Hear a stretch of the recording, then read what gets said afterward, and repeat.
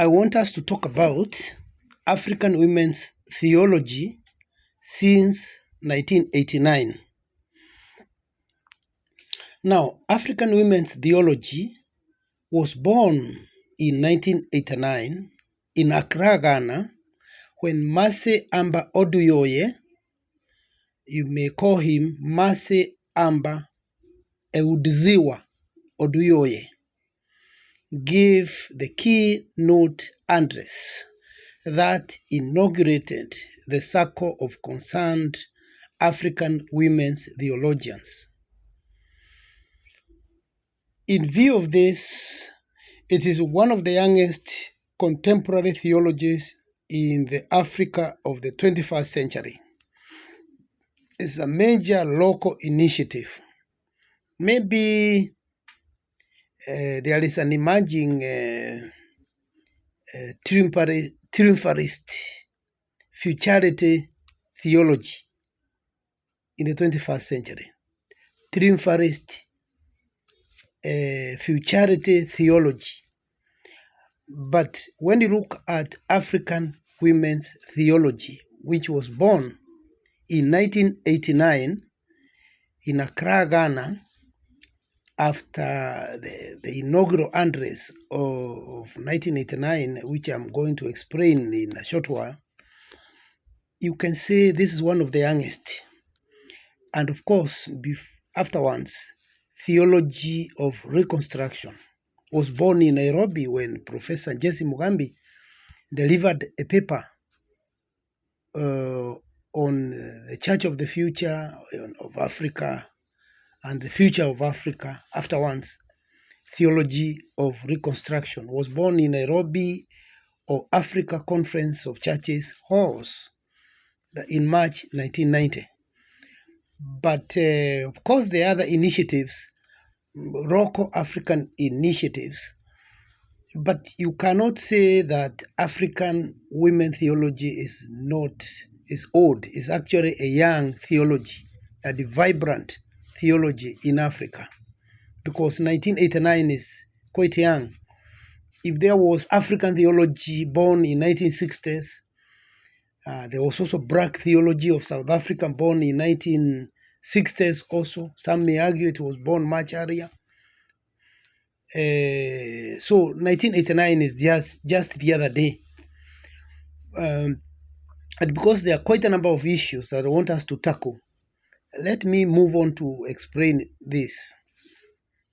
So I should say that others African initiatives include Black theology of South Africa, African theology said to be the oldest, and then I've talked about African theology of reconstruction.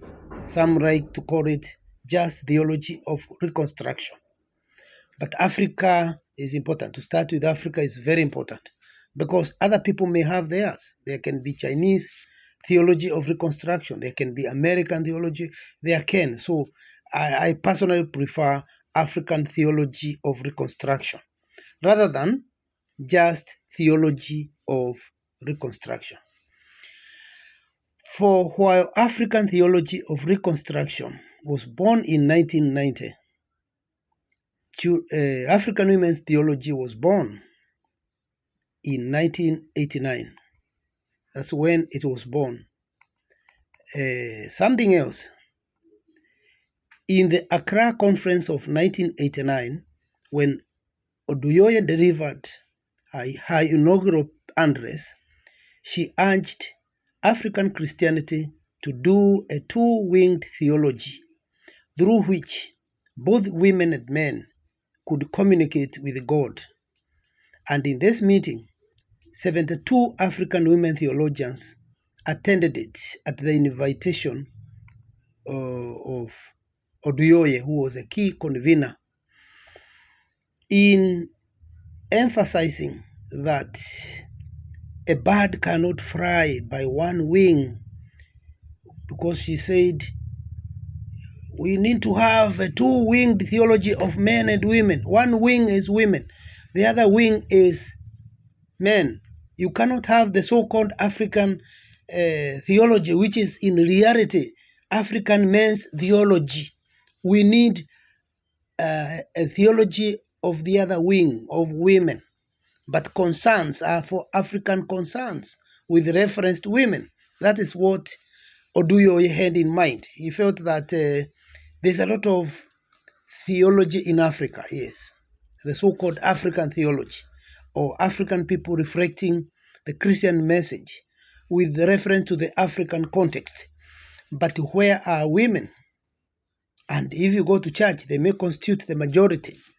If you go to population, they could be 52%, while men are 48 in Africa. So where are women who form the majority? So it's like when we tackle African men's concerns, it's like we have done it. It is done. So it was more of another it's a continuous, it's continuity. It was a continuity from other initiatives in emphasizing that a bird cannot fly by one wing.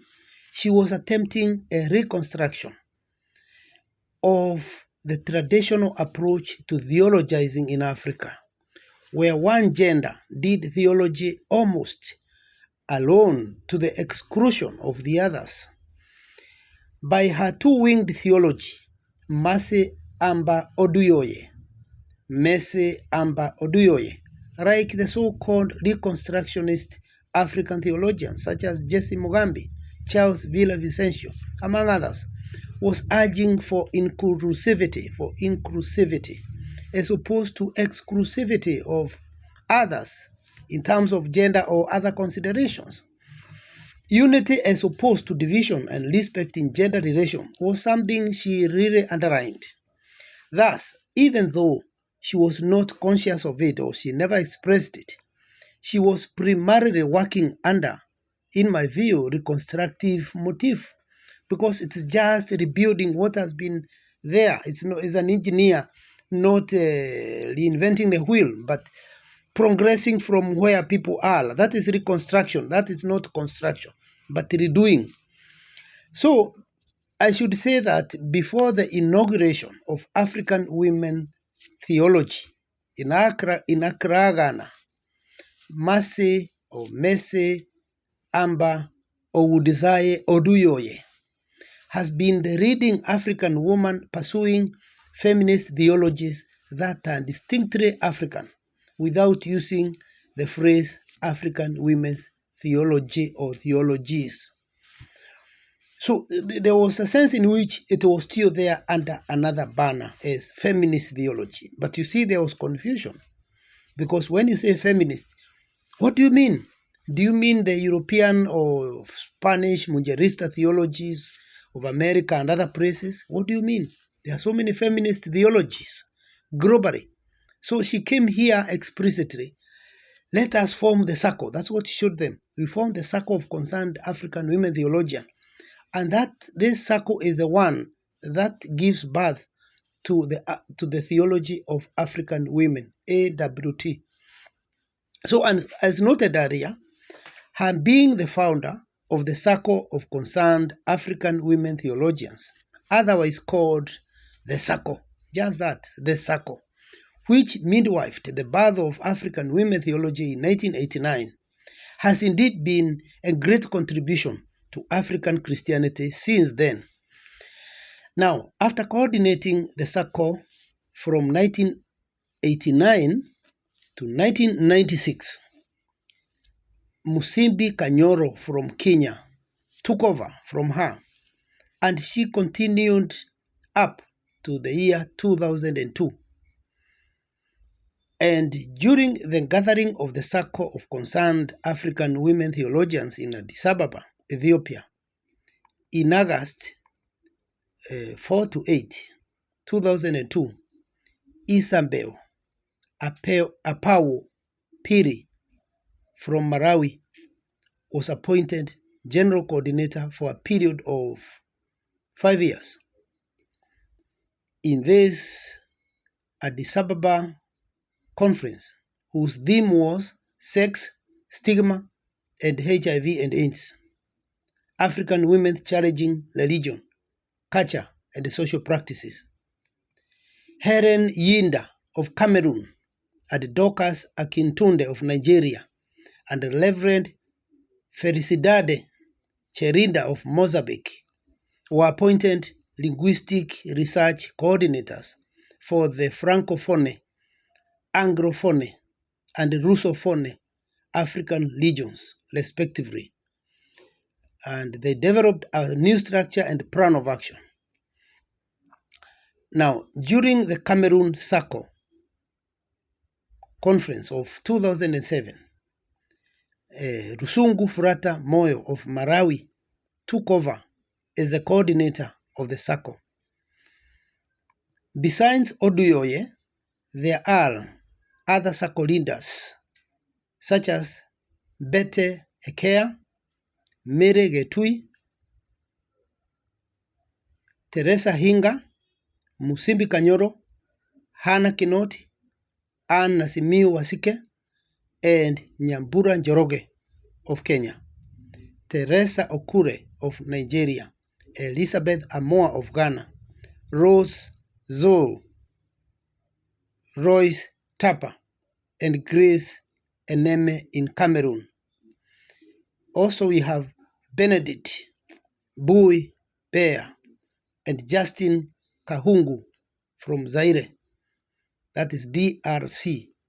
There is also Brigadier Bam and Dennis Ackerman from South Africa. Other key leaders are Musa Dube of Botswana, among others.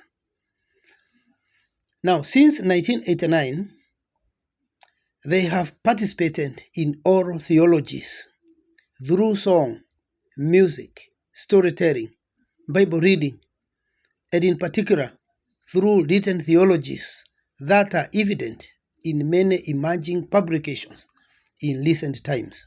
So you can see a lot of vibrant writing in journal articles about the issues, themes, African themes. Really, these African women theologians, the scholars have been doing a very good job. Apart from Oduyoye, other founders of the circle of concerned African women theologians include Betty Ekea, I've said, Ann Nasimiu Wasike, Musimbi Kanyoro, Rosemary Edet, and Lecho Tete. Is it Lecho Tete? Lecho Tete, among others. After launching the circle, which is Pan-African, it gave birth to other circles that came later. For example, in 1993 to 1994, the English-speaking West Africans met in a place called Abokobi, near Accra, Ghana, under the facilitation of Lecho Tete and Elizabeth Amoa. Around the same time, 1993 to 1994, French-speaking West Africa delegates or members of the Circle of Concerned African Women Theologians, which gave birth to African Women Theology, met in Douala, Cameroon in 1983, and they were coordinated by Royce Tapa and Rose Obianga. By 2007, it had about 15 chapters in 13 countries and small working groups in several other African countries. And it had chapters in diaspora, that is in Europe, in North America, and other places. It also had solidarity chapters at Yale University, USA. With regard to publications, it had 31 books by group authorship and several single authorship books by 2007. Adjusting the figure between that time and now in 2023, we need to find out, but you can be assured these things have doubled up. With regard to publications, I've said 31 books. So we could be talking about 62 books today in May 2023 or more. Additionally, it had established a center for women, religion, and culture in Accra and a women's resource center at Limuru, Kenya. Another post-colonial theology in Africa, which is comparable to African women's theology, is African theology of reconstruction, I've noted. Well, African women theology was born in 1989. We noted that African theology of reconstruction was born in early 1990. That is March, when the then president of the All Africa Conference of Churches, hereafter AACC, the president of AACC, Archbishop Desmond Tutu, and the then General Secretary of AACC, the Reverend Dr. Jose P. Chipenda, invited Jesse Mugambi, the undisputed founder, to make a theological reflection on the changing global patterns following the end of Cold War in 1989 and its relevance to Africa. And on 30th March 1990, Jesse Mugambi, who was by then a researcher with the AACC, presented a paper on the future of the church and the church of the future in Africa to the General Committee of the organization of AACC in that Nairobi meeting. Of course, his conclusion was the future, the church of the future will require to take A, B, C, D steps. But one of the steps is to appreciate that we are in the phase of reconstruction, not liberation. So we have to shift from liberation motif to reconstruction.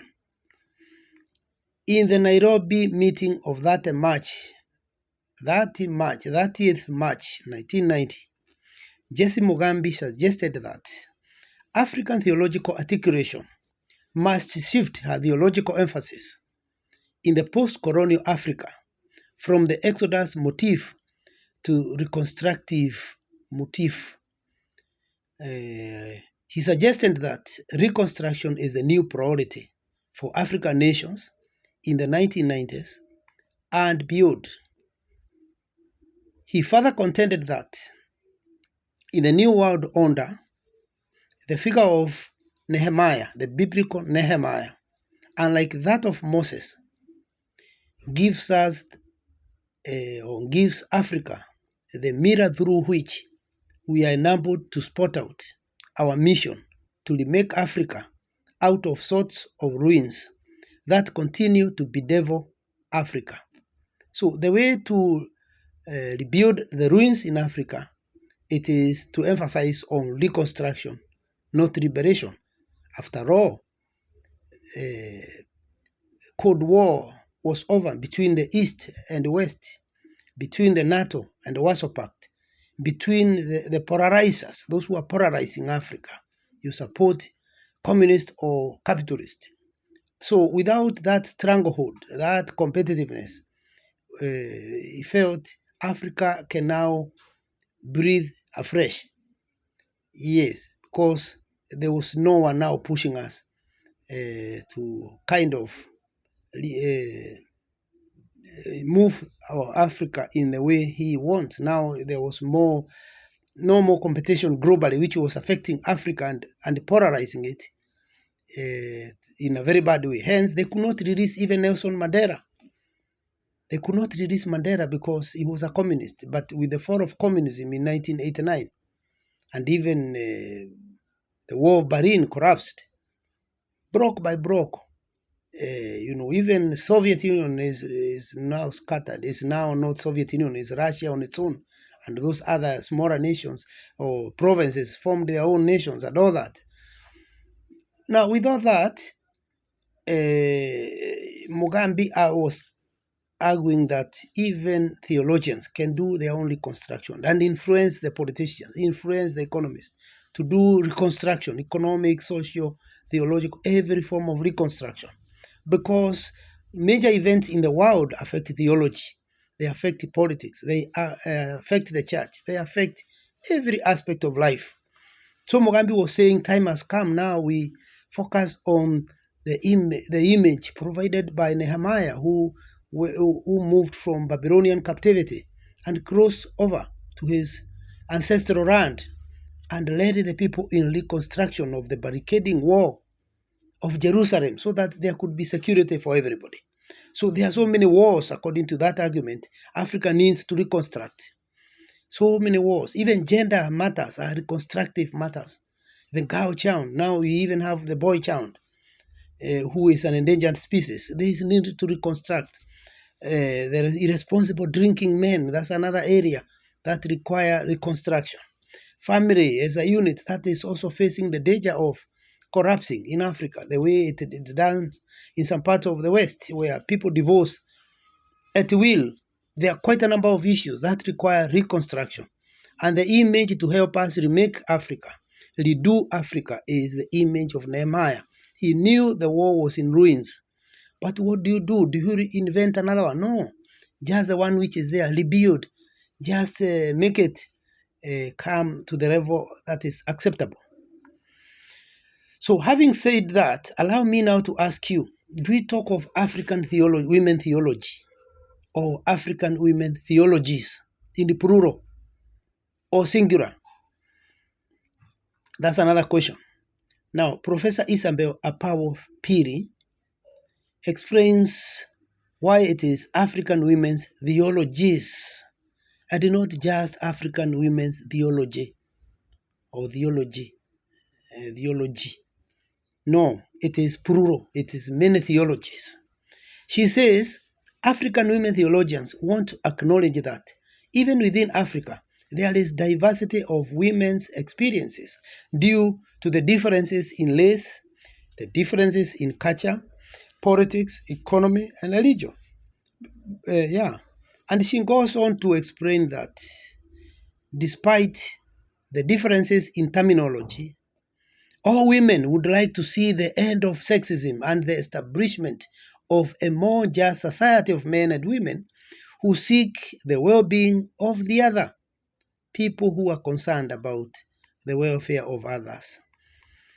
From the above, we can deduce that African women's theologies, like other theologies such as the United States of America's Theologia Mujerista of the Spanish-speaking women, the womanist theology of the African American women, and the white American women theology, among others, is a liberation theology that seeks to liberate women, redeem women, emancipate women from socio-cultural forces that tend to dehumanize and to oppress them, hence barring them from being fulfilled as true images of God. That is to say, in other ways, to use a Hebrew term, imago Dei, image of God, which means image of God. So even women are images of God. They show a perfect image. So everybody has to be fulfilled like a true image of God. Nobody should be left and be left like she is represented by the other. Everybody has to be brought at par with the other. As Isabel Piri further observes, standards in the majority world feminist theology, or in the so-called third world, but we prefer majority world, have wrongly combined African American womanist theology with African women's theology. They are all Africans, black, maybe in color complexion, black complexion, yes. But you see, those are American women who are blacks there, and the others blacks in Africa itself. So there are two distinct theologies with different concerns, though they may share kinship and color, nothing else.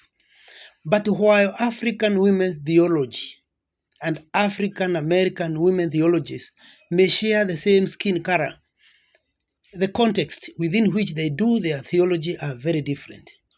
An example can be seen in the fact that the context of womanist theology is the history of oppression from slavery and sexism in the Americas, which is not the actual case in the culturally oppressive Africa. Africa, women theologians are trying to tell male chauvinists, stop this cultural dictatorship that oppress women for decades, so that we can all work together, build the Africa together, remake Africa together, liberate and reconstruct Africa together. That is the cultural dictatorships. But when you go to America, the key concern that they use the Bible to reflect on as in a way to solve it is all about the historical baggage of sexism being, underrated on account of your gender. That is sexism. Or the baggage of slavery